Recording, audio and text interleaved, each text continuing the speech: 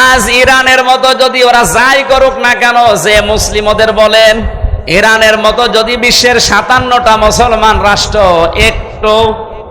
একটু দাঁড়িয়ে যেত, এমনিতেই ভয় এই পোশাক করে ফেলতো। বাকিগুলো সব এই 56টা বিড়ালের মতো আরো একা সিংহ হয়ে করবে কি? ওদের তো শক্তি শুধু ইমানের কোন শক্তি নেই, ওদের বাহ্যিক কিছু শক্তি আছে, ওগুলো ধ্বংস করার জন্য আমাদের যা আছে এর সাথে ইমানের শক্তি যোগ হলে সব প্রসাবের মতো ভেসে যাবে। হ্যাঁ, ওদের লড়াই আর আমাদের লড়াইয়ের ভেতরে পার্থক্য আছে। আমাদের লড়াইটা ইবাদত আর ওদের লড়াইটা বিশ্বে যদি আপনি শক্ত হতে দাঁড়াতে না পারেন, এরকম শক্তি সামর্থ্য যদি তৈরি করতে না পারেন, বিড়াল পর্যন্ত আপনার দিকে বড় চোখ করে তাকাবে। আপনি একটু ঘুরে দাঁড়ান, একটু শক্ত হন, পেছনের শক্তি সঞ্চয় করেন। কোরআনে কারীম জানিয়েছে, হে নবী, ওরা ইসলাম ধ্বংস করার জন্য যেইগুলো হাতে নেয় উল্টিয়ে ওইটা আপনি ইসলামের পক্ষে কাজে লাগাতে দাঁড় করান। আজ ওরা অস্ত্র শস্ত্র তৈরি করছে ইসলাম ধ্বংস করার জন্য, আপনি উল্টিয়ে ওইটা ইরানের মতো শক্তিশালী হন। আজ ইরানের মতো যদি ওরা যাই করুক না কেন, যে মুসলিম ওদের বলেন, ইরানের মতো যদি বিশ্বের 57টা মুসলমান রাষ্ট্র একটু দাঁড়িয়ে যেত, ইসরায়েল এমনিতেই ভয় এই পোশাক করে ফেলতো। বাকিগুলো সব এই 56টা বিড়ালের মতো আরো একা সিংহ হয়ে করবে কি? আজ খালি দোয়া করার পক্ষে আছে, ফিলিস্তিনকে বাঁচাও না, আল্লাহ কাতিলু দিয়ে আয়াত শুরু করতেন না। মারামারি করো, লড়াই করো, সংগ্রাম করো। লড়াই সংগ্রাম করতে হলে পেছনে যেটা লাগে সে ব্যাকআপ আমাদের নেই। আমরা 57টা মুসলিম রাষ্ট্রকে আহ্বান জানাবো, সবাই শক্তি সঞ্চয় করেন। ওদের তো শক্তি শুধু ইমানের কোন শক্তি নেই, ওদের বাহ্যিক কিছু শক্তি আছে, ওগুলো ধ্বংস করার জন্য আমাদের যা আছে এর সাথে ইমানের শক্তি যোগ হলে সব প্রসাবের মতো ভেসে যাবে। হ্যাঁ, ওদের লড়াই আর আমাদের লড়াইয়ের ভেতরে পার্থক্য আছে। আমাদের লড়াইটা ইবাদত আর ওদের লড়াইটা, কোরআনে কারীম জানিয়েছে, আল্লাযীনা আমানু ইউকাতিলুনা ফি সাবিলিল্লাহ, যারা ঈমানদার তারা লড়াই করবে কিন্তু রাস্তা না। আল্লাযীনা কাফারু ইউকাতিলুনা ফি সাবিলিত তাগুত, যারা কাফের তারাও লড়াই করবে, সংগ্রাম করবে, মিছিল করবে, মিটিং করবে, তাদেরও কাজ কারবার হবে। কি হবে? তাদের কাজটা হবে তাগুতের রাস্তায়, শয়তানের রাস্তায়। ফাকাতিলু আউলিয়া শাইতান, তোমরা লড়াই করার জন্য প্রস্তুতি নাও শয়তানের অনুচরদের বিরুদ্ধে।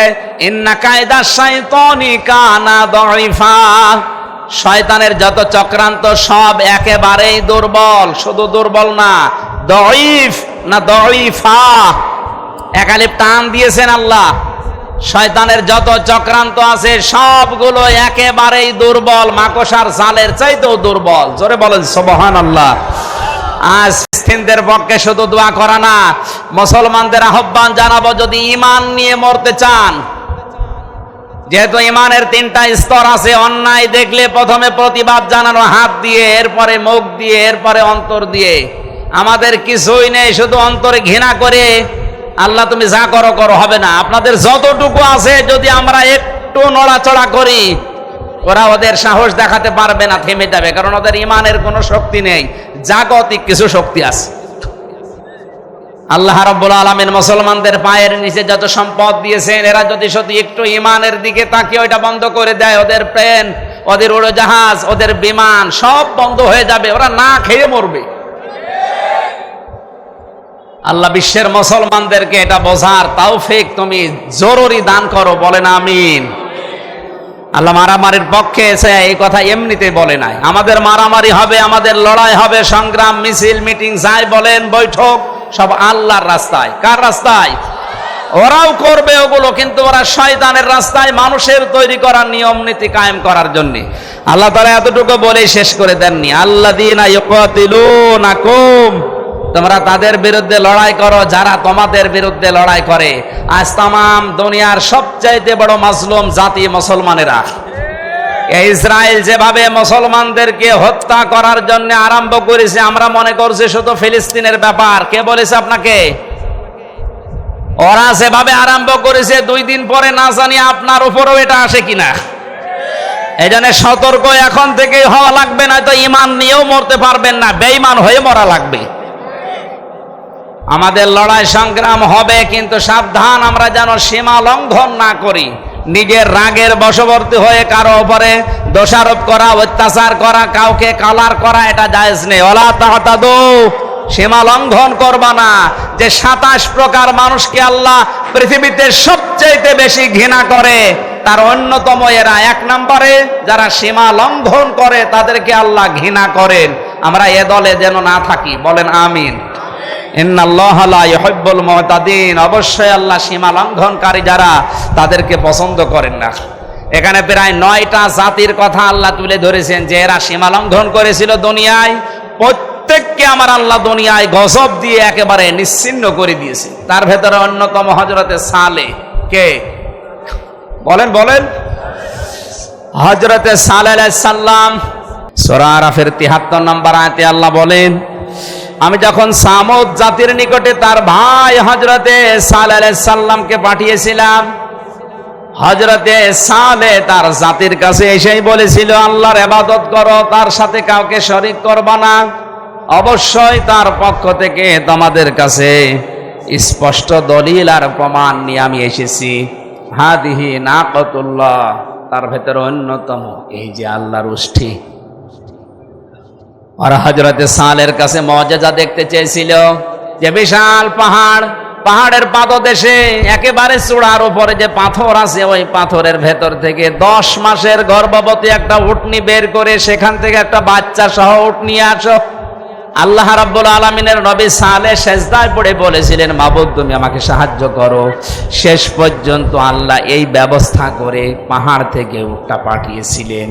ওটা যখন নেমে আসছিল, এটা তাফসিরে খাসেনের ভেতরে আছে, উটনি যখন 10 মাসের গর্ভবতী উটনি নেমে আসতেছে বাচ্চা সহ, হযরতে সালেহ ওটা দেখার পরে বললেন, হাদিহি নাকাতুল্লাহ, এটা আল্লাহর উষ্ঠি। আয়াতান, এটা নিদর্শন, ফাযারুহা, তাদেরকে ছেড়ে দাও, এদের 2 জনকে ধরবা না। তাকুল ফি আরদিল্লাহ, আল্লাহর জমিনে রেখে বেড়াবে, যা ইচ্ছা খাবে, যা ইচ্ছা পান করবে।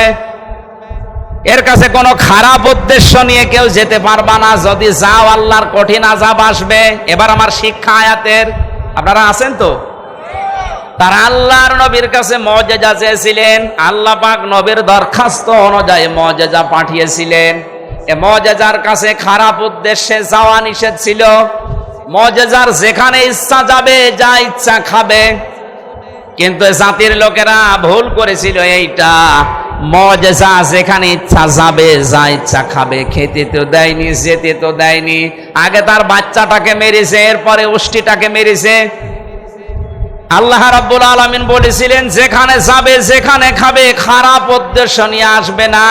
এসেছিল, আল্লাহ এই সীমা লঙ্ঘনের কারণে আযাব দিয়ে পুরা জাতিকে আল্লাহ ধ্বংস করে দুনিয়ায় ইতিহাস তৈরি করে রেখেছেন। এটা আবার কোরআনে দিয়েছেন, খেলা করার জন্য, শিক্ষা নেওয়ার জন্য। সালেহ আলাইহিস সালামের যে মুআজিজা উষ্ঠি, তার চাইতে আমাদের নবীর মুআজিজা কোরআন দামি কম না বেশি? বলেন বলেন। আল্লাহ রাব্বুল আলামিন কোরআনে কারীমকে নাযিল করে জানিয়েছেন, কোরআন যেখানে ইচ্ছা যাবে, যা ইচ্ছা করবে। কারণ 500 বিধানে কোরআনে আল্লাহ দিয়েছেন। এই 500টা বিধান ব্যক্তি, পরিবার, সমাজ, রাষ্ট্রে সব জায়গায় যাওয়ার ক্ষমতা রাখে না? রাখে না? আজ আমরা যারা বাধা দিতে চাই যে না এখানে আসতে দেব না, এখানে আসতে দেব না, কোরআন শরীফ থাকবে শুধু এতিমখানায়, মসজিদে, খানকায়, মাদ্রাসায়, বাকি যে জায়গাগুলো আছে একটা জায়গায় আমরা কোরআন আসতে দেব না। আপনি বাধা দিচ্ছেন আল্লাহর আয়াতকে। এই কথা বলেন না কেন? সূরা আহজাবের 34 নম্বর আয়াত, আযকুরনা মা ইউতলা ফি বুয়ুতিকুন্না মিন আয়াতিল্লাহি ওয়াল হিকমা, তোমরা তোমাদের ঘরের ভেতরে আল্লাহর আয়াতগুলো এবং হিকমতপূর্ণ বিষয়গুলো তেলাওয়াত করো। তাফসিরে আমি 9টা ঘরের কথা পেয়েছি। এখানে ঘর মানে শুধু আমাদের এই বেড়ার ঘর না, এখানে ঘর মানে যারা পৃথিবী চালাতে পারে তাদের ঘর। এই বাংলাদেশ যারা চালায় আমরা তাদের ভেতরে অন্যতম মনে করি সংসদ ভবন। এই কথা বলে না কেন? বিভিন্ন মন্ত্রণালয় বলেন, এরপরে বিভিন্ন এমপিদের যে জায়গাগুলো আছে, এরপরে ডিসিদের যে ঘরগুলো আছে, এসপিদের ঘর আছে, টিওনোদের ঘর আছে, ওসিদের ঘর আছে, মেয়রদের ঘর আছে, সর্বোপরি উপজেলা চেয়ারম্যান এবং মেম্বারদের ঘর আলাদা আলাদা আছে না নেই? এই ঘরগুলোর ভেতরে যদি আল্লাহর আয়াতগুলো তেলাওয়াত হইতো, আর যদি বুঝে বুঝে এই 1634 জন মানুষ পড়তে পারতো, এগুলো যদি প্র্যাকটিক্যালে সেট করে ফেলতো, আল্লাহর এই আয়াত, আল্লাহর নিদর্শন যেখানে যাওয়ার ইচ্ছা ছিল সেখানে আজ চলে যেত। আমরা আজ বাধা দিয়ে নিজেদের ক্ষতি করছি। ওরা যেমন সীমা লঙ্ঘন করে আল্লাহর আযাব নিয়ে এসেছিল, আমরাও আল্লাহর আযাব এখন ডেকে নিয়ে আসতেছি। এই যে তাপদাহ চলতেছে তীব্র, 44 ডিগ্রি চলছে চুয়াডাঙ্গায়, 43 ডিগ্রি 44 ডিগ্রি, এমনি না, সৌদি আরবে এত নেই। আমি তো কিছুদিন আগে সৌদি থেকে আসলাম, আমার 27 ডিগ্রি 28 ডিগ্রি চলছিল, আর এখানে চলছে 44 45। এটা কি রহমত না গজব? যাহারাল ফাসাদু ফিল বাররি ওয়াল বাহরি বিমা কাসাবাত আইদিন নাস লিইউযিকাহুম বা'দাল্লাযী আমিলু লাআল্লাহুম ইয়ারজিউন। সূরা রুমের 41 নম্বর আয়াত। আল্লাহ তাআলা বলেন, জলে স্থলে যে বিপর্যয়গুলো দেখতে পাও একটাও আমি পাঠাই না, সব তোমাদের হাতের কামাই করা। সুতরাং আজ এই প্রচন্ড গরম এবং এই দুবাই যে অবস্থা হয়েছে, বিমানবন্দর পর্যন্ত ভেসে চলে গেছে, কোটি কোটি টাকার গাড়ি সব আল্লাহ নষ্ট করে দিয়েছে। উনি যদি ইচ্ছা করে বাংলাদেশকেও দাবিয়ে দিতে কয়েকদিন লাগতে পারে নাকি? এটা শুধু মুখে বলেন, একটু বিশ্বাসে এনে বা ভেতরে ভয় তৈরি হয় না যে আল্লাহ আমাদেরকে তুমি তীব্র গরম যদি দিতে পারো, এ দেশটাকে 100 হাত মাটির নিচে ওই ডেড সি যেটা করেছিল লূত নবীর জামানায়, ওইটাও আল্লাহ অনেক ক্ষমতায় থাকলে ঠিকই বিশ্বাস করতাম। আল্লাহ বলেন আমি এগুলো কেন দেই মাঝে মাঝে, যে প্রচন্ড গরম দুবাইয়ের এই বিমানবন্দর উড়িয়ে দেওয়া এমনি দেয়নি, দিয়েছি এই কারণে মানুষ যেন একটু টের পায় যে তার হাতের কামাই করা বিষয়ের কি আযাব। এগুলো আমি মজা চাকতে দেই যেন ফিরে আসে, কিন্তু মানুষ তো ফিরে আসে না, ওদের বৃদ্ধি আরো বাড়ে, বলে এগুলো প্রাকৃতিক দুর্যোগ। প্রাকৃতিক দুর্যোগ বলে কিছু নেই, সব আমাদের হাতের কামাই করা বস্তু। আল্লাহর এই আয়াত, আল্লাহর নিদর্শন, এই মুজিজা কোরআন, যেখানে ইচ্ছা যাবে, যা ইচ্ছা খাবে, যেখানে ইচ্ছা ব্যবহার হবে, এগুলো আমরা করতে দেইনি। সালেহ আলাইহিস সালামের জামানায় উটকে যেমন ওরা ক্ষতি করেছিল, আমরাও আজ বিভিন্ন জায়গায় ডাইরেক্ট ইনডাইরেক্ট কোরআনের ক্ষতি করছি। আল্লাহ আমাদেরকেও আযাব পাঠাচ্ছে এই কারণে। আমরা কোরআনকে যেখানে যাওয়ার দরকার ওখানে পৌঁছিয়ে দেই, আমার জীবনও উন্নত হবে, দেশেরও সমৃদ্ধি বাড়বে। কারণ রবের নাম বাদ দিয়ে অন্য কোন নামে যদি কেউ লেখাপড়া আরম্ভ করে, এটা শিক্ষায় শিক্ষিত হয় মনে হচ্ছে, কিন্তু দেখতে মনে হবে কাজ কারবারে লোকটা জানোয়ার হয়ে গেছে। কথার অর্থ বোঝার চেষ্টা করেন। আমি এই চোখে দেখেছি, বিশ্ববিদ্যালয়ে ক্লাস চলছে, ছাত্র শিক্ষককে জুতা দিয়ে পিটাচ্ছে আর বলছে শালা তোরে মেরেই ফেলবো। শিক্ষক শেষ পর্যন্ত হাত জোড় করে বলছে বাবা আমারে ছেড়ে দে, আর ক্লাস নেব না, না তোরে মেরে ফেলবো। তার আমি সিটের কথা বলেছিলাম, অমকের সিট দিলি না তোরে মেরেই ফেলবো। এটা ছাত্র, এটা কি, এটা ক্লাস চলছে একটা। আপনারা কি কবরস্থানে আছে? মানে জীবিত মানুষের মতো জবাব দেবেন যে বললাম এটা কি ছাত্র, বলেন।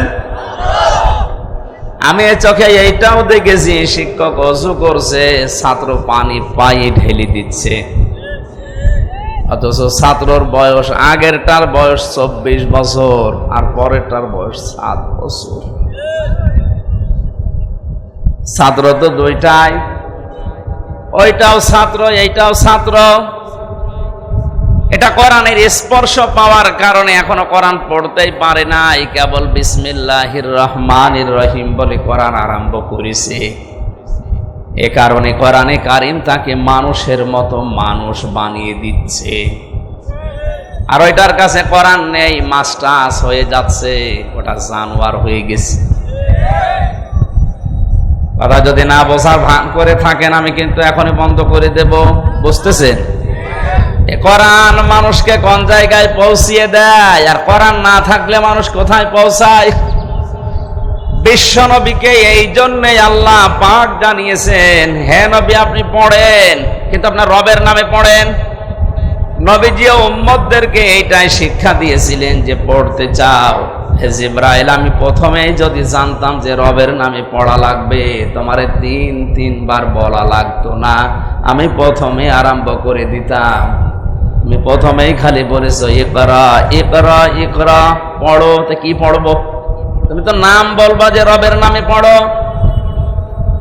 এদেশের যারা শিক্ষা ব্যবস্থায় আছেন, এই তাফসীর মাহফিল থেকে 18 কোটি মুসলমানের পক্ষ নিয়ে আমি আমির হামজা বলছি, যারা দায়িত্বে আছেন আল্লাহর নামে পড়ার ব্যবস্থা আরম্ভ করেন, তাহলে মানুষ হব আমরা। আল্লাহর নাম বাদ দিয়ে ওই বানরের নাম নিয়ে, সিম্পাতির নাম নিয়ে, সিম্পাজির নাম নিয়ে যদি পড়া আরম্ভ হয়, শিক্ষিত হবে কিন্তু মানুষ হবে না, জানোয়ার হয়ে যাবে। বলেন তো, যে ছেলেটা মাস্টার্স পাস করার পর কয়েকদিন বিসিএস পরীক্ষা দিয়ে টিকবে, এরপরে দুনিয়ার কোন চেয়ারে বসবে, এই লোকটা, যে লোকটা ক্লাসে স্যান্ডেল দিয়ে শিক্ষক পিটাতে পারে, একটা সিট দেয়নি এই কারণে, সেই লোকটা যদি কোনো চেয়ার পায়, ও কি করবে? চেয়ারের অবস্থা বলেন। নবীজি জানিয়েছেন, মান ক্বারাআল কুরআনা, যে ব্যক্তি কোরআন পড়বে, ফাস্তাযহারাহু, এবং কোরআনকে ইজহার করবে। ইজহার মানে, ইজহার শব্দের শাব্দিক অর্থ হচ্ছে প্রকাশ করা, স্পষ্ট করা, দাঁড় করানো। 99টা অর্থ আছে ইজহারের। কোরআন শুধু পড়ে তা না, কোরআনকে ইজহার করার জন্য, দাঁড় করানোর জন্য, কায়েম করার জন্য, প্রতিষ্ঠা করার জন্য, স্পষ্ট করার জন্য যারা চেষ্টা চালাবে। কেন চেষ্টা চালাবে?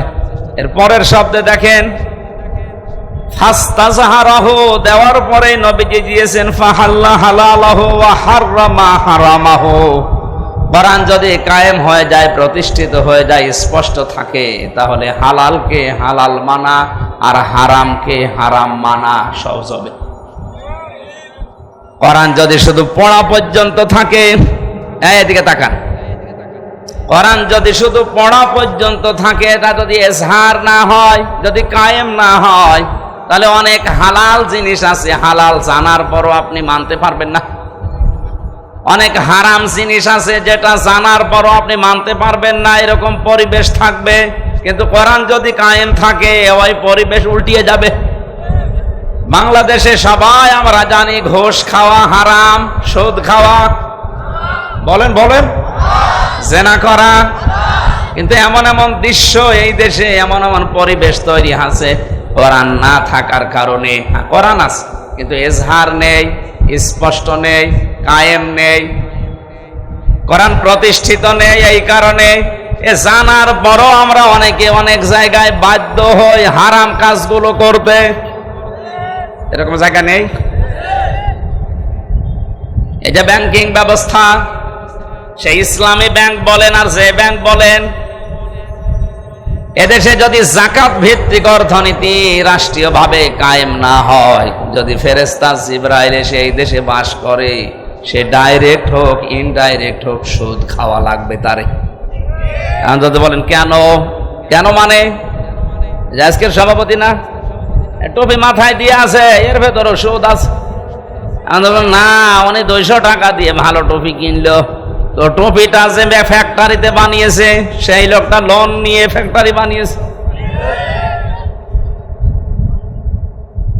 আমি নিচে গেলাম না, এভাবে গোড়ায় হাত দিতে গেলে দেখা যাচ্ছে আমিও ধরা পড়বো, দরকার নেই। সুতরাং এই জন্য বলছিলাম, জিবরাইল যদি দেশে এসে বলে আমি বসবাস করবো এ রাজশাহীতে, ওর ওষুধ খাওয়া লাগবে, উপায় নেই। উপায় নেই, কারণ কি? কারণ কোরআনে দেশে খালি পড়া আছে, ইজহার নেই। কি নেই? কোরআন যদি সত্যি এজহার অবস্থায় থাকতো, প্রতিষ্ঠিত অবস্থায় থাকতো, আপনি জেনা করে বাঁচতে পারতেন না? কথা বলেন না কেন? আজ অনেকে জেনা করার পরে মিষ্টি বেলায়, বাংলাদেশে নেই? 100টা জেনা করার পরে উনি এখন সাকসেস, এই জন্য মিষ্টি বিলোচন করছে। যদি কোরআন প্রতিষ্ঠিত থাকতো, 100টা না, ওই একটা করার পর ওরা আগা কেটে দিত, তখন বাকি 99টা আর কিছু করতে পারতো? প্রথমটায় আগা কাটা শেষ। এই জন্য নবীজি বলেছেন, যদি এটা পড়ার পরে কেউ এজহার করার চেষ্টা চালায় আর হালালকে হালাল হারামকে হারাম জানার পরে মেনে নিতে পারে, আর মেনে নিতে পারবেন যখন কোরআন এজহার থাকবে। আদখালাহুল্লাহুল জান্নাহ, নবীজি বলেন আল্লাহ তাকে যেন জান্নাতে দিয়েই দিয়েছে। আলেম না আপনি? জেনারেল। এখানে আলেম বসে আছে, উপাধ্যক্ষ। আদখালাহুল্লাহুল জান্নাহ, আল্লাহ তাকে জান্নাতে দিয়ে দিয়েছে না দেবে? এটা মাসি আদখালা ইয়াদখিলু, তার মানে আপনাকে আল্লাহ জান্নাতে দিয়েই দিয়েছে। অতীতের শব্দ। প্রশ্ন আসতে পারে, এখনো তো মরলাম না, জান্নাতে গেলাম কি করে? তার মানে সত্যিই যদি আপনি কোরআন পড়ার মতো পড়েন, এই যে মান ক্বরাআল কুরআনা, যে ব্যক্তি কোরআনকে পড়েছে, এখন ক্বরাআ কি? ওরা কোরআন পড়ার ব্যাপারে আল্লাহ পাক 3টা শব্দ কোরআনে দিয়েছেন, ক্বরাআ, রাতালা, তালাওয়া। এই 3টা শব্দের অর্থই হচ্ছে শুধু পড়া না, শুদ্ধ করে পড়া, ওর মানে বা অর্থ বোঝা, ওখান থেকে প্রাপ্ত জ্ঞানের উপরে প্র্যাকটিক্যাল লাইফে সেট করা। 4 নম্বরে ওই জ্ঞানটা মানুষের কাছে পৌঁছিয়ে ওটা মানার ব্যবস্থা করে দেওয়া। তাহলে ব্যক্তি কোরআন পড়ে, তার ভেতরে কয়টা জিনিস পেলাম? 4টা। বলেন বলেন, আরো জোরে বলেন। 1 নম্বরে কোরআন পড়তে হবে কি করে? শুদ্ধ। আরো জোরে বলেন বলেন। শুধু শুদ্ধ করে পড়লেই হচ্ছে না, ওটার মানে অর্থ বুঝতে হবে। বাংলাদেশের 100 জনের 95 জন মানুষ কোরআন শরীফ পড়তে পারে না শুদ্ধ করে। আর অর্থ বোঝা এটা তো বাদই দিলাম। এখানে শুধু উপাধ্যক্ষ সাহেব আর মাওলানা আব্দুল কায়েম বাদ দিয়ে একটা মানুষকে দেখান তো যে পড়া কোরআনের অর্থ একটা একটা করে বলতে পারবে। অথচ অনেক কামেল পাশ মাওলানা আমরা বসে আছি। গিরিশচন্দ্র সেনের নাম শুনেছি আমরা, নরসিংদী বাড়ি, বেটা হিন্দু মানুষ। পড়া কোরআন শরীফ পড়া না, পড়া কোরআনের অর্থ ব্যাখ্যা, এমনকি তাফসির লিখেছে এই লোকটা। আমি বিশ্ববিদ্যালয়ে থাকাকালীন ওর লিখিত একটা তাফসির পেয়েছিলাম, লেখক হচ্ছে গিরিশচন্দ্র সেন। ভাই বলেন, একটা হিন্দু মানুষ, আমরা যেখানে কোরআনের 5টা অর্থ করতে পারি না, আর ও প্রতিটি শব্দের, এক একটা শব্দের কমপক্ষে 33টার ওপরে অর্থ মুখস্থ ছিল, নয়তো তাফসীর লিখতে পারতো না। কোরআনে এমন এমন শব্দ আছে যে শব্দ একটা অর্থ না, একাধিক অর্থ আছে। যেখানে যে অর্থ সেট হয়, ওখানে ওই অর্থ আপনাকে বলা লাগবে। এখানে কোরআনে কারীম নবীজি শব্দ দিয়ে যে বললেন মান ক্বরাআল কুরআনা, যে ব্যক্তি কোরআন পড়ে, পড়ার ভেতরে অর্থ কয়টা পেলাম? শুদ্ধ করে পড়া, বুঝতে পারা, ওর উপরে নিজে কাজ করা, ওইটা মানুষকে পৌঁছিয়ে মানানোর ব্যবস্থা করে দেওয়া। এইভাবে যদি আজ বাংলাদেশের 96% মুসলমানেরা সত্যিই কোরআন পড়তো, আর এটা এজহার করার জন্য যদি 96% মানুষই চেষ্টা চালাতো, তাহলে হালালকে হালাল জানা আর হারামকে হারাম জানার পরে মেনে নেওয়া সহজ হয়তো না কঠিন হয়তো? পানির মতো হয়ে যেত। আজ আমরা এগুলো করি না, অনেকে শুধু পড়ার লাইনে আছি, এটা বোঝার মতো মন মানসিকতা নেই। মানবে সে চেষ্টা তো নেই, এটা যে মানুষকে মানাতে হবে এই চেষ্টাও আমাদের নেই। এই জন্য কোরআন পড়ছে ঠিক, কিন্তু হালালকে হালাল জানার পরে আমরা মেনে নেওয়ার মতো অভ্যাস পাচ্ছি না, সেই পরিবেশ নেই। মানতে গেলে আপনি বিপদে পড়বেন। কোরআন যে দেশে এজহার আছে ওখানে মানতে গেলে বিপদে না আরো পুরস্কৃত হওয়া যায়। হযরত ওমর কোরআনে কারীম যেহেতু প্রতিষ্ঠিত করেছিলেন, এজন্য তার দেশে মানুষ যদি কোরআন মানত সে বিপদে পড়তো না, আরো পুরস্কার পেত। সুবহানাল্লাহ বলতে পারেন নাই? তিনি বক্তব্য দিচ্ছিলেন, হঠাৎ করে মানুষের হক কি এই বিষয়ে কথা বলতে বলতে আলোচনা তিনি বন্ধ করতে বললেন। এক মুসল্লি এরকম একজন লোক ডাক দিয়ে বলে, খলিফা আপনার বয়ান বন্ধ করেন, আপনার এই ওয়াজ বন্ধ হওয়া লাগবে। বলে কেন? গনিমতের মাল হিসাবে যে সম্পদগুলো এসেছিল প্রত্যেকে একটা করে কাপড় আমরা পেয়েছি, সেইটা দিয়ে জামা বানিয়ে কেউ গায়ের উপরে দিয়ে এসেছি নামাজে, আর আপনার গায়ের ভেতরে দুইটা জামা দেখা যায়, একটা জামা একটা পায়জামা। কোথায় পেলেন আপনি? আপনি ক্ষমতায় আছেন এই জন্য বেশি করে নেবেন। হযরত ওমর বললেন, এই জবাব যদি আমি না দিয়ে ওই যে আমার ছেলে আব্দুল্লাহ আছে ও জবাব দেয়, মেনে নিতে পারবা? বলে দিতে বলেন। হযরত আব্দুল্লাহ প্রথম কাতারেই বসেছিলেন, ডাক দিয়ে বললেন, আল্লাহর নবীর সাহাবীরা, আপনারা যেমন একটা একটা করে পেয়েছেন, আমার বাবাও একটা পেয়েছে, আমিও একটা পেয়েছিলাম। আমার বাবার কাছে রাষ্ট্রীয় মেহমান বাইরের থেকে যখন আসে, ওনার একটাই মাত্র কাপড়, জমার দিন যদি ওটা পরিষ্কার করার জন্য ধোয়ার পরে শুকাতে দেয়, আর কোনো কাপড় নেই যেটা পরে রাষ্ট্রীয় মেহমানদের কাছে আসা যায়। আর নবীজি ঈদের দিন, জমার দিন আর রাষ্ট্রীয় মেহমানরা আসলে তখন তিনি জুব্বা গায়ে দিতেন। যেমন তেমন জুব্বা না, ওই দেশে হয়তো এই যে ক্যালেন্ডার বা ইস্ত্রি করার কি বলে এটার নাম, আয়রন মেশিন হয়তো ছিল না, কিন্তু জামাটা পরিষ্কার করার পরে ভাঁজ করে বালিশের নিচে দিয়ে মাথা দিতেন, ওইটা শার্ট হয়ে যেত। আল্লাহর নবী ছিলেন সারা জীবন পরিপাটি।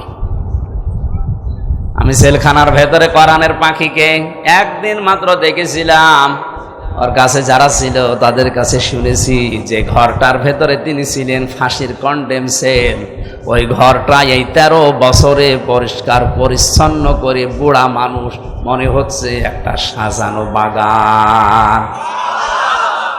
ওখানে তো ওনার স্ত্রী ছিল না, ক্যালেন্ডার ছিল না, আয়রন ছিল না, অথচ তেল ব্যবহার করতেন, আতর ব্যবহার করতেন, মাথার চুলগুলো পরিপাটি করে রাখতেন।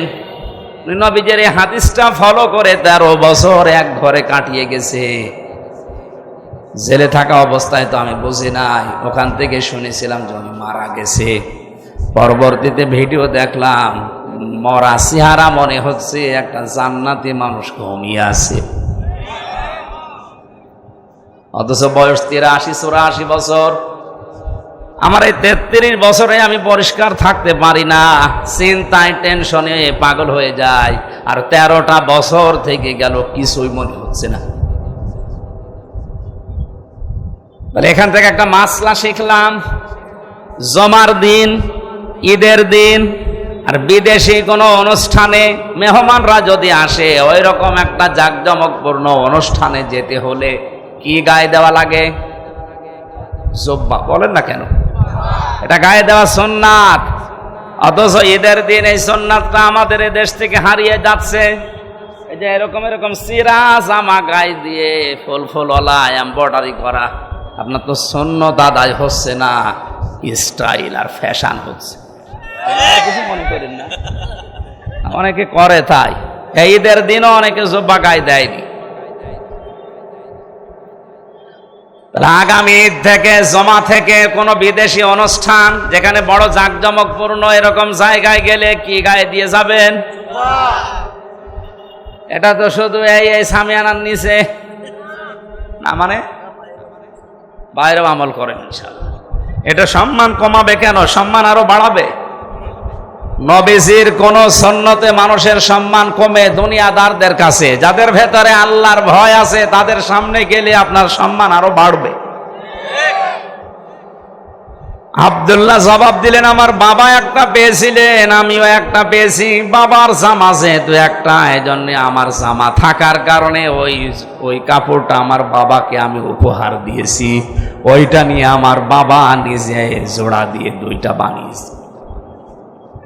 কোরআনে কারিম যদি প্রতিষ্ঠিত না থাকতো, আর কোন চেয়ারম্যান যদি এভাবে কথা বলতো, কোন জনগণ যদি সামনে থেকে বলতো চেয়ারম্যান কথা থামান, এত সুন্দর জামা কোথায় পেয়েছেন, রিলিফের মাল চুরি করা নাকি, আমার মনে হয় ওর 10 বছর জেল হইতো। একটা চেয়ারম্যান, অথচ তিনি রাষ্ট্রপ্রধান, এ দেশের মতো না, সারা পৃথিবীর অর্ধেক জায়গা চালাতেন হযরত ওমর। এত বড় ক্ষমতা তার আঙ্গুলের ভেতরে আল্লাহ দিয়েছিলেন। সেই মানুষকে বয়ান চলাকালীন একজন সাধারণ মুসল্লি বয়ান বন্ধ করার পরে জবাব দিতে হয়েছে। এটা কোরআনে কারিম স্পষ্ট এজাহার, প্রকাশ্য প্রতিষ্ঠা কায়েম থাকার কারণে। এজন্য যে ব্যক্তি কোরআন পড়ে আর একে এজাহার করার জন্য চেষ্টা চালায়, এ কথাগুলো আমি এমনিতেই বলতাম না, আর যেটা নেই এজন্য আমি হাড়ে হাড়ে টের পাচ্ছি বাস্তবতা। ও রাজশাহীর মানুষেরা যারা আমরা শুধু টুপি মাথায় দেয়, এ দায়িত্ব কি শুধু আমাদের? বলেন, নামাজ যেভাবে ফরজ মনে করে এই লোকটা পড়ে, আমি পড়ি, আমাদের যদি মন ওইভাবে তৈরি করে কোরআনে কারিমকে এজাহার করতে হবে, যদি ও করতাম, বাংলাদেশে 96% মুসলমান, কেউ বাধা দেওয়ার সাহস পেত, কেউ রাজনীতি বলতো? বলেন। এই জন্য আমাদের উচিত হবে আমরা কোরআনকে শুধু পড়বো না, এটা আমরা দাঁড় করানোর চেষ্টা চালাবো। নামাজ যেভাবে পড়ি, রোজা যেভাবে রাখি, হজ যেভাবে ভরসা করে করে আসি, কোরআন কি করে বাংলাদেশে কায়েম হয় আমরা ওইটা করব। আমরা রাজনীতি বুঝি না, আপনি মেম্বার, চেয়ারম্যান, মেয়র, এমপি, মন্ত্রী যা হবেন হন, কোরআন মানার একটা পরিবেশ আমাদের দেশে তৈরি করে দেন, আমরা আপনার পক্ষে আছি। এটা যদি রাজনীতি মনে করেন করেন, কারণ আমরা কোরআনের খাদেম, কর্মী, কামলা যাই বলেন, মরণের আগ পর্যন্ত আমি চেষ্টা করেই যাব, কারণ আমি বেতন চাই। কি চাই? কোরআনের পক্ষে যদি কাজ করি আমি বেতন পাবো, আর বেতনের নাম হচ্ছে জান্নাত। ওইটাই আমার উদ্দেশ্য। এজন্য আপনার উদ্দেশ্য এটা হওয়া লাগবে, আপনাকে আল্লাহ পাক জান্নাতে দেবে না, জান্নাতে দিয়েই দিয়েছে। অশাফাআহু ফি আশারাতিন মিন আহলি বাইতিহি কুল্লুহুম ক্বাদ ওয়াজাবাত লাহুন নার। তাকে সুপারিশ করার জন্য এমন যোগ্যতা আল্লাহ কিয়ামতে দেবে 10 জনের ব্যাপারে তার পরিবারস্থ লোক থেকে, যারা জাহান্নামে যাবে এ সিদ্ধান্ত হয়ে গিয়েছিল। আল্লাহ পাক ওই সিদ্ধান্ত পাল্টিয়ে আপনার সুপারিশের কারণে কোরআনের ইজ্জতে শেষ পর্যন্ত পরিবারের 10 জন মানুষকে জান্নাতে প্রবেশ করাবে। সেই কোরআন শোনার জন্য এই প্রচন্ড রোদের ভেতরে আপনি বসে আছেন গরমে। আল্লাহ পাক যেন এই হাদিসটা আমাদের প্র্যাকটিক্যাল লাইফে আমল করার তৌফিক দেন, বলেন আমিন। সূরা বাকারার নামকরণের ভেতরে আমরা পড়েছি আল বাকারা। এই শব্দটা এই সূরার ভেতরে আল্লাহ নাযিল করেছেন, ওখান থেকে নামকরণ করা হয়েছে সূরা বাকারা। ঐতিহাসিক প্রেক্ষাপটের ভেতরে আমরা পেয়েছি একটা লোক নিজের চাচাতো বোনকে ফাঁসাতে গিয়ে চাচাকে হত্যা করার পর তার বাড়ির নিজেদের শত্রুপক্ষের বাড়ির সামনে লাশটা রাতের বেলা রেখে এসে দোষ চাপিয়েছে তাদের উপরে। হযরত মুসা নবী আলাইহিস সালামের কাছে তারা সবাই মিলে গেছে, বিচার করে দেন। হযরত মুসা প্রথম যে কথাগুলো বলেছিল ওরা হাসির তামাশায় উড়িয়ে দিয়েছে। তিনি প্রথমে বলেছিলেন গরু জবাই করো, এটা যদি জবাই করে তারা ফেলতো তাহলে আর প্রশ্ন আসতো না। গরু জবাই করো বলার পরে ওরা এটাকে হাসি মনে করে বলছে গরু জবাই করব। এ গরুর কালার কেমন হবে, এ গরুর বয়স কেমন হবে। আল্লাহ রাব্বুল আলামিন তাদের এই কথা শোনার পরে, অবান্তর প্রশ্নগুলো করার পরে এমন শর্ত জুড়ে দিয়েছে শেষ পর্যন্ত গরু পাওয়া যায় না। এখানে একটা মাসলা বের হয়, আলেমদের কাছে কোনো কিছু জিজ্ঞাসা করার পরে যদি সহজভাবে জবাব দিয়ে দেয়, বারবার আপনি পেঁচাবেন না। কথা বুঝতেছেন? বারবার যদি পেঁচাতে থাকেন ওইটা কিন্তু কঠিন হয়ে যাবে। এখানে তালাকের একটা মাসলা এসেছিল আজকে, যেহেতু দুইটা মত আছে, 4 ইমাম একমত দিয়েছে, অন্যান্য ইমামরা আর একটা মতে আছে। হ্যাঁ, ওই মত আমরা মানি না, কিন্তু শ্রদ্ধা করি। আহলে সুন্নাত ওয়াল জামাত আমরা যারা মেনে চলি, অনুসারী যারা, তারা জানি বা বুঝি বা এই ফতোয়াই দেয় যে এক জায়গায় 3 তালাক দিলে তালাক হয়ে যাবে, সে রাগের মাথায় দেন আর এমনিতে দেন। অন্যান্য ইমাম যারা ফেকার আছে তারা বলেছে না, বিশেষ করে আহলে হাদিস দাবি করে যারা, সালাফদেরকে মেনে চলে কথা যারা বলে, ওনারা সে মত মানে। ওনারা বলতে চায় এক জায়গায় 100 বার দিলে, এমনকি 29 দিন 30 দিন যদি একাধারে কেউ তালাক তালাক তালাক বলতেই থাকে, ওরা 30 দিন মিলে হবে একটা। এটা একটা মত আছে, আপনি মানলে ওটা মানে, অসুবিধা নেই। আহলে সুন্নাত ওয়াল জামাতের মত 4 ইমামের, যে এক জায়গায় যদি রাগের মাথায় আর আনন্দে যেভাবেই হোক 3 বার কেউ বলে, ওর বউ তালাক হয়ে যাবে। আমার মাসলা বলার উদ্দেশ্য না এখানে, উদ্দেশ্য আছে কোন বিষয় জানার পরে আপনার যেটা সহজ হয় এটা আপনি মেনে নিয়ে জীবন চালান, অসুবিধা নেই, কিন্তু বারবার আপনি পেঁচাবেন না কোনো জিনিস।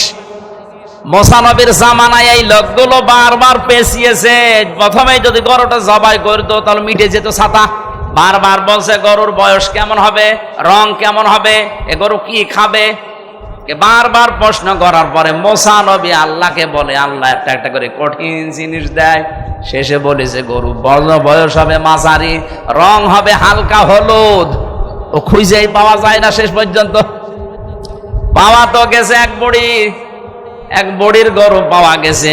সবাই টাকা পয়সা কালেকশন করে গরুটা জবাই করার পরে যখন গোশতটা ওই মৃত মানুষের লাশের উপরে লাগিয়েছে, মৃত মানুষ থেকে কথা বের হয়েছে, হ্যাঁ আমাকে হত্যা করেছে আমার নিজের আপন ভাইয়ের ছেলে, আমার ভাতিজা।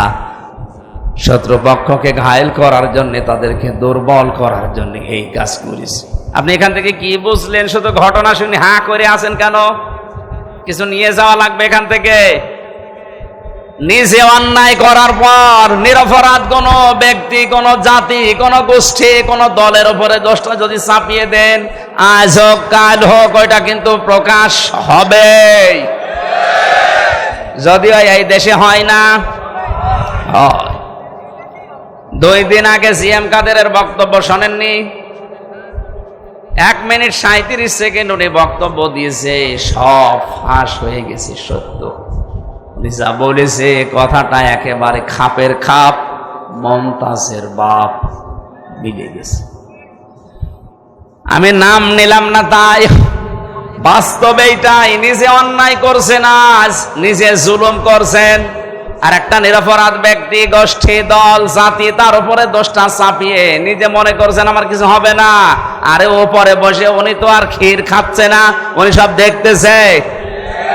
ওয়ালা তাহসাবান্নাল্লাহা গাফিলান আম্মা ইয়ামালুজ যালিমুন ইন্নামা ইউআখিরুহুম লিয়াউমিন তাশখাসু ফীহিল আবসার।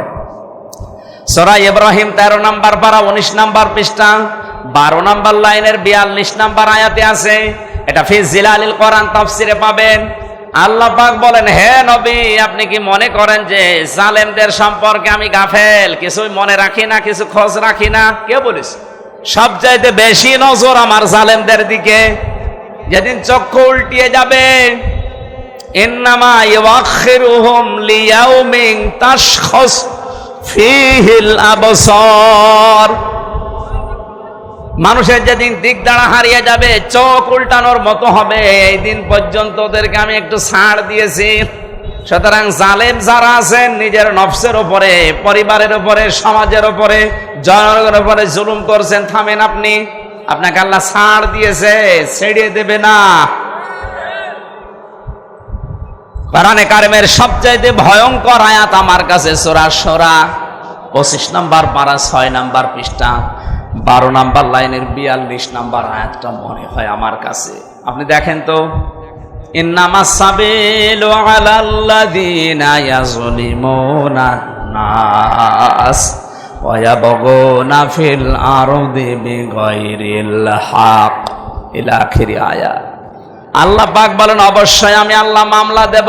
এই এদিকে তাকান, অবশ্যই আমি আল্লাহ মামলা দেব, আমি কেস করব, আমি বাদী। কে বলেন তো? আল্লাহ নিজে মামলা দেবেন, বিচার করবেন কে? আসতে বলে, মামলা দেবেন কে? বিষয়টা কেমন মনে হচ্ছে? আমার যিনি বিচারক ছিলেন হাইকোর্টে, ওই লোকটা যদি বলে আমি আমির হামজার এই মামলার নিজেই বাদী, আমার কোনোদিন জামিন হওয়া সম্ভব?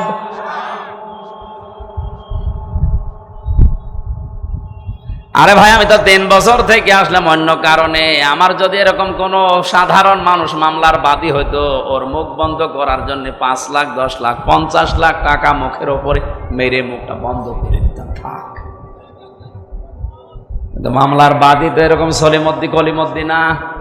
মামলার বাদী একেবারে সরাসরি জিব্রাইল। এজন্য ওরে টাকা খাওয়িয়ে কাজ নেই। মামলার বাদী যত বড় হয় বিচার তত ঝামেলা। কি আজকে বাংলাদেশে কারো বিরুদ্ধে যদি প্রধানমন্ত্রী নিজে মামলা করে, ওইটা তো ছোটখাটো। আল্লাহ বলেন আমি মামলার বাদী। কাদের? ইয়াজলিমুনা নাস। ইয়াজলিমুনা এটা মোজারে, বর্তমান ভবিষ্যৎ, প্রেজেন্ট ফিউচার। এখানে ইয়াজলিমুন আল মুসলিমুনা নেই, ইয়াজলিমুন আন নাস। যারা মানুষ হয়ে মানুষের উপরে জুলুম করে, তাদের অধিকার নষ্ট করে, আল্লাহ বলেন আমি নিজে তাদের মামলার বাদী, আমি নিজে মামলা করব। বাংলাদেশে আয়াতটা মিলিয়ে দেখেন, 100 জনের আমার মনে হয় 95 জন এখন আল্লাহর মামলার আসামি। আমরাও। আমার তো আয়াতটা পড়ার পরে ভয় হচ্ছে, এটা আল্লাহ বাদী কেস। এখানে যদি পুলিশ এসে কোনো কাজ করে, আপনি যদি বাধা দেন, তাহলে কেস হবে পুলিশ বাদী কেস। এই কথা বলছে না কেন? আল্লাহর কাছে বাধা এটা, কারণ মানুষ আল্লাহর, এই মানুষের উপরে জুলুম করলে মামলা দেবে কে? এটা কি বাদী কেস? আল্লাহ বাদী কেস। কি বাদী? বাংলাদেশে হাজার হাজার মানুষ এখন আল্লাহ বাদী কেসের আসামি। বিচারপতি যদি বলে আমি তোর মামলার বাদী, তুই আর জামিন কিয়ামতের আগে পাবি না, আল্লাহ নিজে মামলার বাদী, বলেন আপনাকে কোন বাবা জামিন দেবে? বলেন। আপনি তো আশা করে আছেন না আমি বড় পীরের মুরিদ, ও পীরের কি হবে? ও তো আসামি। ও আসামি না? আর আমার কোরআন পড়ার পরে যতটুকু ধারণা বিশ্বাস জন্মিয়েছে, কিয়ামতের দিন সূরা আবাসার তাফসিরে আছে, প্রথমে মানুষের কাছ থেকে তার ভাই পালিয়ে যাবে, তার মা পালাবে, তার বাবা পালাবে, তার বউ পালাবে, তার সন্তানাদি পালাবে, তার আশপাশের লোক যারা ছিল তাকে সাহায্য করত, আশ্রয় দিত, তার ফাসিলাতি হিল্লাতি তো এরা পালিয়ে যাবে। এমনকি তার নেতা নেত্রী যাদের নাম করে দুনিয়ায় নিরাপদ মনে করত, এরাও পালাবে। এবার বলেন যে 7 প্রকার মানুষের নাম বললাম, বিপদে পড়লে ভাই, স্ত্রী, সন্তান, মা, বাবা, নিজের আশপাশের লোক, গোষ্ঠী, জাতি, দলের লোক, এরা আগিয়ে আসে না দূরে যায়? আর কোরআন বলছে মরণের পরে এরা আগে ভাগবে। তাহলে আপনার এই কথা, কোরআনের বিশ্বাস যদি জন্মায় যে এটা সত্য কথা, বিশ্বাস করতে পারেন কিয়ামতে অনেক পীর বলবে আল্লাহ আমি পীরই ছিলাম না। ও যে আমার মুরিদ দাবি করছে, আমি তো পীরই ছিলাম না, আমি সাধারণ হামজা। কিসের পীর? ওরে আমি মুরিদ পাবো কোথায়? সুতরাং এই ধান্দায় যারা আছেন যে দুই পীরের মুরিদ, দুইজন শুধু হাত ধরে এইভাবে মারবে আর জান্নাতে যেয়ে পড়বেন, জান্নাত না জাহান্নামে পড়বে। কারো উপরে ভরসা করে লাভ আছে না। যাদের নাম আল্লাহ দিলেন এরাই যদি পালায়, পীর সাহেব বললাম না, বলবে আল্লাহ আমি পীর ছিলাম না, তুমি অন্য কিছু করো। যেন আমরা যেন আল্লাহর মামলার আসামি হয়ে না যায়, খুব ভয়ঙ্কর জিনিস এটা। আল্লাহ রাব্বুল আলামিন সূরা বাকারার ভেতরে নামকরণে গুরুত্বপূর্ণ এই শিক্ষাটা আমাদের দিতে চাইলেন। নিজে অন্যায় করে যদি নিরপরাধ কোনো মানুষকে ফাঁসিয়ে দেন, মনে করছেন এই দলের লোক, এই গোষ্ঠী, এই জাতি, এই লোকটাই যাতে যারা সাপোর্ট করে তারা বিপদে পড়ে যাবে না। উনি তো বসে বসে ঘাস কাটতেছে না, উনি সব দেখছে। আসমাউ ওয়া আরা, আমি সব দেখছি, আমি সব শুনছি। মুসা নবীকে যেই দিন ফেরাউনের সামনে হযরতে মুসাকে আল্লাহ লাগিয়ে দেন, যান লাগেন, ওরা যখন বড় বড় যেসব সাপ বানিয়ে বিচ্ছু বানিয়ে ফেলছিল, মুসা নবী মানুষ হিসাবে ভয় পেয়ে গিয়েছিলেন। আল্লাহ বললেন, না ভয় পেও না, চিন্তা করো না, আমি দেখছি এবং আমি শুনছি। ময়দানে ফেরাউনের সামনে তোমারে নামিয়ে আমি বসে বসে আরশে তামসা দেখছি না, আমি আসি। সে আল্লাহ এখন কি দুর্বল? উনি দেখতে পাচ্ছে না? আমার বিশ্বাস 100 ভাগ উনি দেখছে এবং শুনছে। জালেমদেরকে শুধু ছাড় দিয়েছে, কিন্তু ছেড়ে দেবে না। ইন্না বাদশা রব্বিকা লাশাদীদ, আমার ধরা বড় শক্ত ধরা। এমনিতেই কিছু বলি না, কিন্তু যদি ধরি ওরে আর ছাড়ি না। আল্লাহর ধরার আগে আপনি যেন নিচে সংশোধন হয়ে যান। এই জন্য আজকের মাহফিল। আজকে সূরা বাকারার নামকরণে কি পেলাম? নিজে অন্যায় কাজ করে কোন নিরপরাধ ব্যক্তি, গোষ্ঠী, জাতি, দলের উপরে যদি চাপিয়ে নিজে মনে করেন আমি নিরাপদ হয়ে গেলাম, পারবেন না। যে কোনো কায়দায় সত্যের কাঠি নড়বেই, আপনাকে আল্লাহ ধরাবেই। এই বিশ্বাস কোরআনে করেন তো? আল্লাহ তাআলা সূরা বাকারা থেকে এই শিক্ষাটা নিয়ে আমাদের প্র্যাকটিক্যালে আমল করার তৌফিক দিন, আমিন। 190 নম্বর আয়াত থেকে আমরা পড়েছি। আল্লাহ রাব্বুল আলামিন বলেন, অকাতিলু, তোমরা লড়াই করো। শব্দটা শুনলে যেন মনে হচ্ছে আল্লাহ মনে হয় মারামারির পক্ষে। কে আপনি জিজ্ঞেস করেন তো, যারা বাংলা পড়তে পারে বলেন, অকাতিলু, তোমরা সবাই মিলে লড়াই করো। কাতালা ইকাতিলু মুকাতালাতান, এটা ভাবে মুফাআলা, এর বাংলা অর্থ হচ্ছে পরস্পর লড়াই করা, পরস্পর মুখোমুখি লড়াই করা, মারামারি করা। তাহলে আল্লাহ মারামারির পক্ষে। ফালাম তাকতুলুহুম ওয়ালাকিন্নাল্লাহা কাতালাহুম, সূরা আনফালের ভেতরে আল্লাহ জানিয়েছেন, এরা 17 নম্বর আয়াত, হে নবী আপনি তো ওই কাফেরদেরকে হত্যা করেননি, বরং আমি আল্লাহ নিজে তাদেরকে হত্যা করেছি। ওমা রামাইতা ইয রামাইতা ওয়ালাকিন্নাল্লাহা রামা, ওই যে বালি নিক্ষেপ করেছিলেন ওটা আপনি নিক্ষেপ করেননি, ওটা শুধু সামনে আপনি ফিকে মেরেছিলেন, বাকি প্রত্যেকের চোখের উপরে পৌঁছিয়ে দেওয়ার দায়িত্ব পালন করেছে আমি আল্লাহর কুদরত। এ সমস্ত আয়াতগুলো দ্বারা বোঝা যায় আল্লাহ মারামারির পক্ষে। কেন এই শব্দটা দিয়ে আল্লাহ আয়াত শুরু করলেন? বিশ্বে যদি আপনি শক্ত হতে দাঁড়াতে না পারেন, এরকম শক্তি সামর্থ্য যদি তৈরি করতে না পারেন, বিড়াল পর্যন্ত আপনার দিকে বড় চোখ করে তাকাবে। আপনি একটু ঘুরে দাঁড়ান, একটু শক্ত হন, পেছনের শক্তি সঞ্চয় করেন। কোরআনে কারীম জানিয়েছে, হে নবী, ওরা ইসলাম ধ্বংস করার জন্য যেইগুলো হাতে নেয় উল্টিয়ে ওইটা আপনি ইসলামের পক্ষে কাজে লাগাতে দাঁড় করান। আজ ওরা অস্ত্র শস্ত্র তৈরি করছে ইসলাম ধ্বংস করার জন্য, আপনি উল্টিয়ে ওইটা ইরানের মতো শক্তিশালী হন। আজ ইরানের মতো যদি ওরা যাই করুক না কেন, যে মুসলিম ওদের বলেন, ইরানের মতো যদি বিশ্বের 57টা মুসলমান রাষ্ট্র একটু দাঁড়িয়ে যেত, ইসরায়েল এমনিতেই ভয় এই পোশাক করে ফেলতো। বাকিগুলো সব এই 56টা বিড়ালের মতো আর ওই একা সিংহ হয়ে করবে কি? আজ খালি দোয়া করার পক্ষে আছে ফিলিস্তিনকে বাঁচাও না। আল্লাহ কাতিলু দিয়ে আয়াত শুরু করতেন না? মারামারি করো, লড়াই করো, সংগ্রাম করো। লড়াই সংগ্রাম করতে হলে পেছনে যেটা লাগে সে ব্যাকআপ আমাদের নেই। আমরা 57টা মুসলিম রাষ্ট্রকে আহ্বান জানাবো, সবাই শক্তি সঞ্চয় করেন। ওদের তো শক্তি শুধু ইমানের কোনো শক্তি নেই, ওদের বাহ্যিক কিছু শক্তি আছে, ওগুলো ধ্বংস করার জন্য আমাদের যাই আছে এর সাথে ইমানের শক্তি যোগ হলে সব প্রসাবের মতো ভেসে যাবে। হ্যাঁ, ওদের লড়াই আর আমাদের লড়াইয়ের ভেতরে পার্থক্য আছে। আমাদের লড়াইটা ইবাদত আর ওদের লড়াইটা, কোরআনে কারীম জানিয়েছে, আল্লাযীনা আমানু ইউকাতিলুনা ফি সাবিলিল্লাহ, যারা ঈমানদার তারা লড়াই করবে কিন্তু রাস্তা না, আল্লাযীনা কাফারু ইয়াকাতিলুনা ফি সাবিলিত তাগুত, যারা কাফের তারাও লড়াই করবে, সংগ্রাম করবে, মিছিল করবে, মিটিং করবে, তাদেরও কাজ কারবার হবে। কি হবে? তাদের কাজটা হবে তাগুতের রাস্তায়, শয়তানের রাস্তায়। ফাকাতিলু আউলিয়া শাইতান, তোমরা লড়াই করার জন্য প্রস্তুতি নাও শয়তানের অনুচরদের বিরুদ্ধে। ইন্না কায়দা শাইতানি কানা দাঈফা, শয়তানের যত চক্রান্ত সব একেবারেই দুর্বল। শুধু দুর্বল না, দাঈফ না দাঈফা, একালিপ টান দিয়েছেন আল্লাহ। শয়তানের যত চক্রান্ত আছে সবগুলো একেবারেই দুর্বল, মাকড়সার জালের চাইতেও দুর্বল। জোরে বলেন সুবহানাল্লাহ।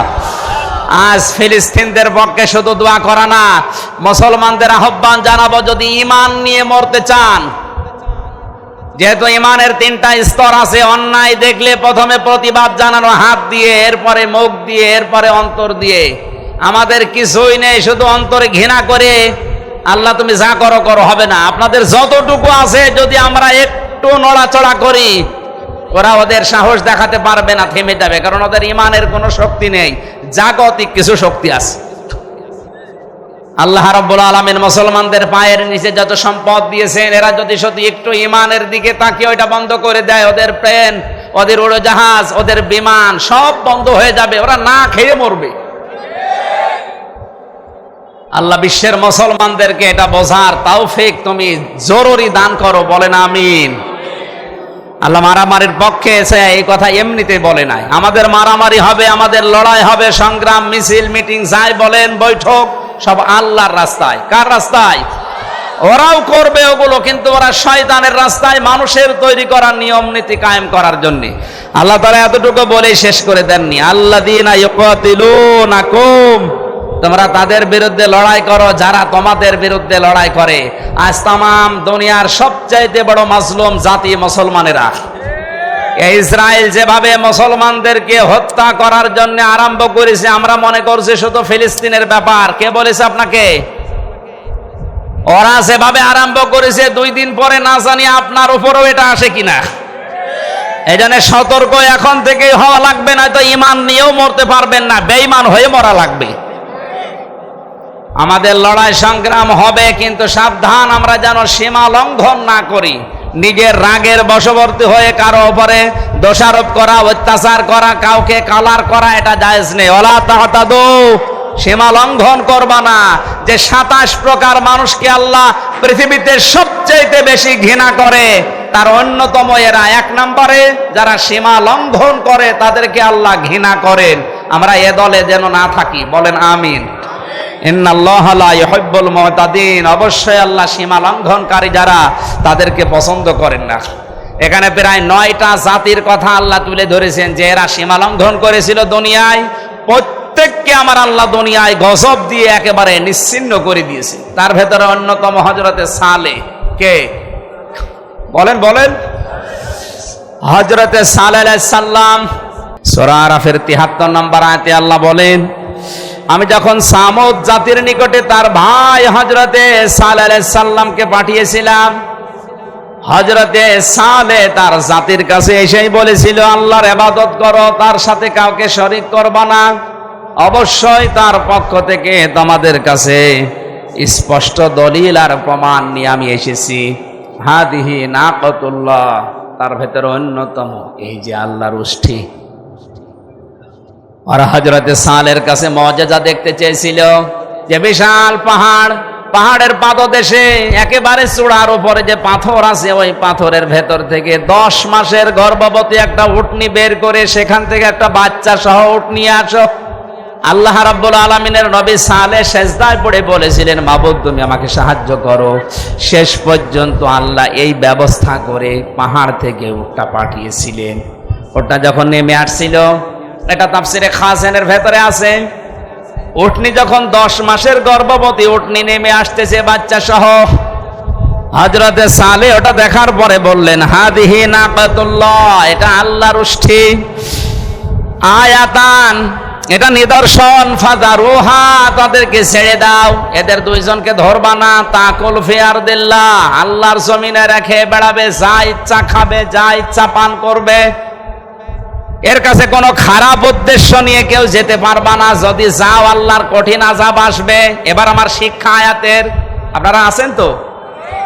তারা আল্লাহর নবীর কাছে মুজিজা চেয়েছিলেন, আল্লাহ পাক নবীর দরখাস্ত অনুযায়ী মুজিজা পাঠিয়েছিলেন। এ মুজিজার কাছে খারাপ উদ্দেশ্যে যাওয়া নিষেধ ছিল। মুজিজার যেখানে ইচ্ছা যাবে, যা ইচ্ছা খাবে। কিন্তু জাতির লোকেরা ভুল করেছিল এইটা, মুজিজা যেখানে ইচ্ছা যাবে, যা ইচ্ছা খাবে। খেতে তো দেয়নি, যেতে তো দেয়নি।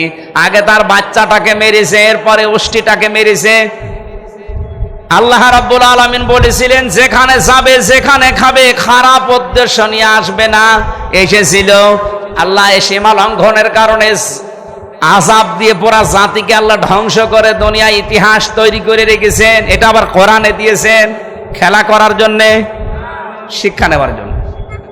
সালেহ আলাইহিস সালামের যে মুজিজা উষ্টি, তার চাইতে আমাদের নবীর মুজিজা কোরআন দামি কম না বেশি? বলেন বলেন। আল্লাহ রাব্বুল আলামিন কোরআনে কারীমকে নাযিল করে জানিয়েছেন কোরআন যেখানে ইচ্ছা যাবে, যা ইচ্ছা করবে। কারণ 500 বিধানে কোরআনে আল্লাহ দিয়েছেন। এই 500টা বিধান ব্যক্তি, পরিবার, সমাজ, রাষ্ট্রে সব জায়গায় যাওয়ার ক্ষমতা রাখে না রাখে না? আজ আমরা যারা বাধা দিতে চাই যে না এখানে আসতে দেব না, এখানে আসতে দেব না, কোরআন শরীফ থাকবে শুধু এতিমখানায়, মসজিদে, খানকায়, মাদ্রাসায়, বাকি যে জায়গাগুলো আছে একটা জায়গায় আমরা কোরআন আসতে দেব না। আপনি বাধা দিচ্ছেন আল্লাহর আয়াতকে। এই কথা বলেন না কেন? সূরা আহজাবের 34 নম্বর আয়াত, আযকুরনা মা ইউতলা ফি বুয়ুতিকুন্না মিন আয়াতিল্লাহি ওয়াল হিকমা। তোমরা তোমাদের ঘরের ভেতরে আল্লাহর আয়াতগুলো এবং হিকমতপূর্ণ বিষয়গুলো তেলাওয়াত করো। তাফসিরে আমি 9টা ঘরের কথা পেয়েছি। এখানে ঘর মানে শুধু আমাদের এই বেড়ার ঘর না, এখানে ঘর মানে যারা পৃথিবী চালাতে পারে তাদের ঘর। এই বাংলাদেশ যারা চালায় আমরা তাদের ভেতরে অন্যতম মনে করি সংসদ ভবন। এই কথা বলে না কেন? বিভিন্ন মন্ত্রণালয় বলেন, এরপরে বিভিন্ন এমপিদের যে জায়গাগুলো আছে, এরপরে ডিসিদের যে ঘরগুলো আছে, এসপিদের ঘর আছে, টিওনোদের ঘর আছে, ওসিদের ঘর আছে, মেয়রদের ঘর আছে, সর্বোপরি উপজেলা চেয়ারম্যান এবং মেম্বারদের ঘর আলাদা আলাদা আছে না নেই? এই ঘরগুলোর ভেতরে যদি আল্লাহর আয়াতগুলো তেলাওয়াত হইতো, আর যদি বুঝে বুঝে এই 1634 জন মানুষ পড়তে পারতো, এগুলো যদি প্র্যাকটিক্যালে সেট করে ফেলতো, আল্লাহর এই আয়াত, আল্লাহর নিদর্শন যেখানে যাওয়ার ইচ্ছা ছিল সেখানে আজ চলে যেত। আমরা আজ বাধা দিয়ে নিজেদের ক্ষতি করছি। ওরা যেমন সীমা লঙ্ঘন করে আল্লাহর আযাব নিয়ে এসেছিল, আমরাও আল্লাহর আযাব এখন ডেকে নিয়ে আসতেছি। এই যে তাপদাহ চলতেছে তীব্র, 44 ডিগ্রি চলছে চুয়াডাঙ্গায়, 43 ডিগ্রি, 44 ডিগ্রি এমনি না। সৌদি আরবে এত নেই। আমি তো কিছুদিন আগে সৌদি থেকে আসলাম, আমার 27 ডিগ্রি 28 ডিগ্রি চলছিল, আর এখানে চলছে 44 45। এটা কি রহমত না গজব? যাহারাল ফাসাদু ফিল বাররি ওয়াল বাহরি বিমা কাসাবাত আইদিন নাস লিইউযিকাহুম বা'দাল্লাযী আমিলু লাআল্লাহুম ইয়ারজিউন। সূরা রুমের 41 নম্বর আয়াত। আল্লাহ তাআলা বলেন জলে স্থলে যে বিপর্যয়গুলো দেখতে পাও একটাও আমি পাঠাই না, সব তোমাদের হাতের কামাই করা। সুতরাং আজ এই প্রচন্ড গরম এবং এই দুবাই যে অবস্থা হয়েছে, বিমানবন্দর পর্যন্ত ভেসে চলে গেছে, কোটি কোটি টাকার গাড়ি সব আল্লাহ নষ্ট করে দিয়েছে। উনি যদি ইচ্ছা করে বাংলাদেশকেও দাবিয়ে দিতে কয়েকদিন লাগতে পারে নাকি? এটা শুধু মুখে বলেন, একটু বিশ্বাসে এনে বা ভেতরে ভয় তৈরি হয় না যে আল্লাহ আমাদেরকে তুমি তীব্র গরম যদি দিতে পারো, এ দেশটাকে 100 হাত মাটির নিচে ওই ডেড সি যেটা করেছিল লূত নবীর জামানায়, ওইটাও আল্লাহ অনেক ক্ষমতায় থাকলে ঠিকই বিশ্বাস করতাম। আল্লাহ বলেন আমি এগুলো কেন দেই মাঝে মাঝে, যে প্রচন্ড গরম দুবাইয়ের এই বিমানবন্দর উড়িয়ে দেওয়া এমনি দেয়নি, দিয়েছি এই কারণে মানুষ যেন একটু টের পায় যে তার হাতের কামাই করা বিষয়ের কি আযাব। এগুলো আমি মজা চাকতে দেই যেন ফিরে আসে, কিন্তু মানুষ তো ফিরে আসে না, ওদের বৃদ্ধি আরো বাড়ে, বলে এগুলো প্রাকৃতিক দুর্যোগ। প্রাকৃতিক দুর্যোগ বলে কিছু নেই, সব আমাদের হাতের কামাই করা বস্তু। আল্লাহর এই আয়াত, আল্লাহর নিদর্শন, এই মুজিজা কোরআন, যেখানে ইচ্ছা যাবে, যা ইচ্ছা খাবে, যেখানে ইচ্ছা ব্যবহার হবে, এগুলো আমরা করতে দেইনি। সালেহ আলাইহিস সালামের জামানায় উটকে যেমন ওরা ক্ষতি করেছিল, আমরাও আজ বিভিন্ন জায়গায় ডাইরেক্ট ইনডাইরেক্ট কোরআনের ক্ষতি করছি। আল্লাহ আমাদেরকেও আযাব পাঠাচ্ছে এই কারণে। আমরা কোরআনকে যেখানে যাওয়ার দরকার ওখানে পৌঁছিয়ে দেই, আমার জীবনও উন্নত হবে, দেশেরও সমৃদ্ধি বাড়বে। দ্বিতীয় নম্বরে আল্লাহ দিয়েছেন হযরতে সালেহ আলাইহিস সালামের পরে দিয়েছেন শুআয়ব আলাইহিস সালামের জামানার কিছু কথা। এগুলো এই যে 7টা বা 9টা জাতির কথা কোরআনে আল্লাহ তুলে দিলেন শিক্ষা নেওয়ার জন্য। শুআয়ব আলাইহিস সালামের জাতিকে আল্লাহ ধ্বংস করেছিলেন 2টা কারণে। কয়টা? আজকে আমি রাজশাহী শহরে বিমানবন্দরের পেছনে যেখানে জমান নামাজ পড়িয়েছি, ওখানে এই 2টা বিষয় টাচ দিয়েছিলাম। শুআয়ব আলাইহিস সালামের জাতিকে আল্লাহ ধ্বংস করেছিলেন কয়টা অপরাধের কারণে? সীমা লঙ্ঘন করেছিল তারা 2টা বিষয়ে। 1 নম্বরে ফাউফুল কাইলা ওয়াল মিজান ওয়ালা তাবখাসুন নাসা আশিয়াহুম ওয়ালা তুফসিদু ফিল আরদি বা'দা ইসলাহিহা। ওরা ওজনে কম বেশি করত। এ বাংলাদেশে তো নেই। ওজন মানে আপনি কি মনে করেন শুধু দাড়ি পাল্লায় যারা ওজন করে এই ওজন? না, এই যে আমি যে চেয়ারে বসে আছি এখানে ওজন আছে। কারণ আমি যা পড়ে এসেছিলাম, যা বলতার জন্য এসেছিলাম, আজ অনেকের কারণে এগুলো ডেলিভারি দিতে পারছি না, বলতে পারছি না। আমি নেওয়ার সময় তো ঠিকই লেখাপড়া করে নিয়েছিলাম, দেওয়ার সময় এখন আর ডেলিভারি দিতে পারছি না, আমিও ধ্বংসের ভেতরে আছি। আর আমাকে যারা এভাবে বাইন্ডিং দিয়েছে তারা নিরাপদে আছে। আপনিও ওজনে কম বেশি করছেন। আজ কলেজ, বিশ্ববিদ্যালয়, বিভিন্ন মাদ্রাসা, হাই স্কুলের শিক্ষক শিক্ষিকা যারা ক্লাসে দেওয়ার সময় আর ঠিক মতো দিতে চায় না, বলে প্রাইভেট পড়া লাগবে, কোচিং করা লাগবে। অথচ ওনারা কিন্তু শিক্ষা নেওয়ার সময় ভালোভাবে শিক্ষা নিয়েছিল। আপনি নেওয়ার সময় তো বিভিন্ন জায়গায় শিক্ষা ভালোই নিলেন, দেওয়ার সময় এখন আর দিতে চান না, তখন প্রাইভেট পড়া লাগবে, কোচিং করা লাগবে। আপনি ওয়াইলুল লিল মুতাফফিফিনের ভেতরে শামিল। যারা নেওয়ার সময় বেশি নেয়, দেওয়ার সময় কম দেয়, এদের জন্য আল্লাহ বলেন এরা ধ্বংস হয়ে যাক। বলেন নাউজুবিল্লাহ। এইরকম সীমা লঙ্ঘন আমাদের দেশেও চলছে। ওজনে কম বেশি করা এটাও ধ্বংসের কারণ। এরকম 7টা বিষয় আমি সামারাইজ করেছি। যারা অশ্লীলতা ছড়ায়, যারা অপচয় করে, যারা এই পৃথিবীতে অশ্লীলতা ছড়াচ্ছে, অপচয় করছে, এবং যারা সবগুলো আমার নোটে আমার মনে নেই এখন। 27টা বিষয় আমার পড়া ছিল। এই 27টা বিষয় যে মানুষগুলো দুনিয়াতে আঞ্জাম দেবে, করবে, তার অন্যতম সীমা লঙ্ঘন করা। এদেরকে আমার আল্লাহ নিজের পক্ষ থেকে জানিয়েছেন, আমি এদেরকে ভালোবাসি না, ঘৃণা করি, ঘৃণা করি, ঘৃণা করি। আল্লাহ আমাদেরকে জুলুম যে মানুষগুলো করবে, জুলুমকারী, তাদেরকে আল্লাহ পছন্দ করেন না। যারা ন্যায় বিচারের পরিবর্তে জেনে শুনে অবিচার করে, তাদেরকে পছন্দ করেন না। সবগুলো আমার সিরিয়াল আকারে মনে নেই।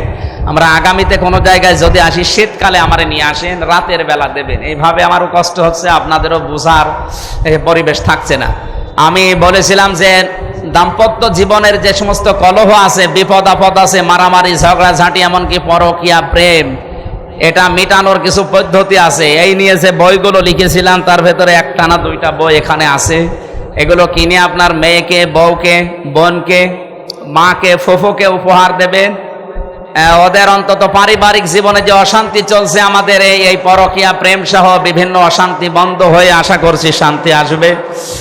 প্রচন্ড গরম এবং আমার কণ্ঠ বসে যাচ্ছে, এই জন্য শেষ করে দিলাম। মোনাজাতের পরে বইটা নিয়ে বাড়িতে উপহার দেবেন। আল্লাহুম্মা আমিন।